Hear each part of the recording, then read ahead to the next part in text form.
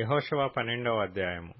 ఇశ్రాయేలీలు యొర్దానుకు తూర్పుగా అవతలనున్న అర్నోను లోయ మొదలుకొని హెర్మోను కొండ వరకు తూర్పునందలి మైదానమంతటిలో హతము చేసి వారి దేశములను స్వాధీనపరుచుకొనిన రాజులు ఎవరనగా, అమోరీయుల రాజైన సీహోను, అతడు హెష్బోనులో నివసించి అర్నోను ఏటి తీరమందలి అరోయేరు నుండి అనగా ఆ ఏటిలోయ నడుము నుండి గిలాదు అర్ధభాగమును, అమ్మోనీయులకు సరిహద్దుగానున్న ఎబ్బోకు ఏటిలోయ వరకును, తూర్పు దిక్కున కిన్నెరెతు సముద్రము వరకును, తూర్పు దిక్కున బెత్యషీమోతు మార్గమున ఉప్పు సముద్రముగానున్న అరాబా సముద్రము వరకును, దక్షిణ దిక్కున పిస్గా కొండ చర్యల దిగువనున్న మైదానము వరకును ఏలినవాడు.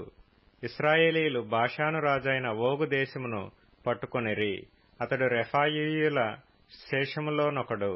అతడు అష్తారోతులోను ఎద్రెయిలోను నివసించి గెషూరీయుల యొక్కయు మాయకాతీయుల యొక్కయు సరిహద్దు వరకు బాషాను అంతటిలోను సల్కాలోను హెర్మోనులోను హెష్బోను రాజైన సీహోను సరిహద్దు వరకు గిలాదు అర్ధభాగములోను రాజ్యమేలినవాడు.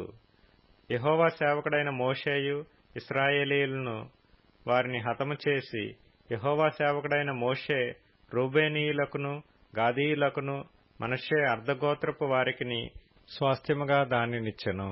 యొర్దాను అవతల అనగా పడమటి దిక్కున లెబానోను లోయలోని బయల్గాదు మొదలుకొని శేయీరు వరకు నుండు హాలాకు కొండ వరకు యెహోషువయు ఇశ్రాయేలీయులను జయించిన దేశపు రాజులు వీరు.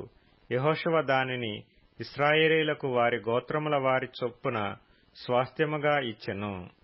మన్యములోను లోయలోను షెఫేల ప్రదేశములోను చర్యల ప్రదేశములలోను అరణ్యములోను దక్షిణ దేశములోను ఉండిన హిత్తీయులు, అమోరీయులు, కనానీయులు, పెరిజ్జీయులు, హివ్వీయులు, యెబూసీయులను వారి రాజులను ఇశ్రాయేలీయులు పట్టుకొనిరి.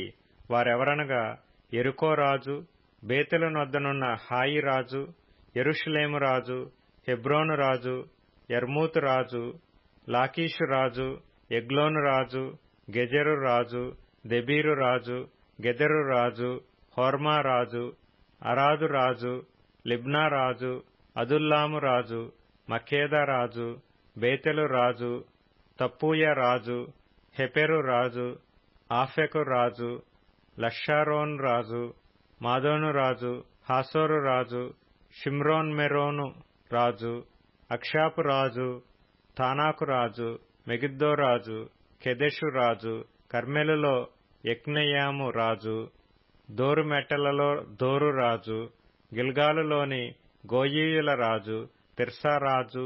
ఆ రాజులందరి సంఖ్య 31.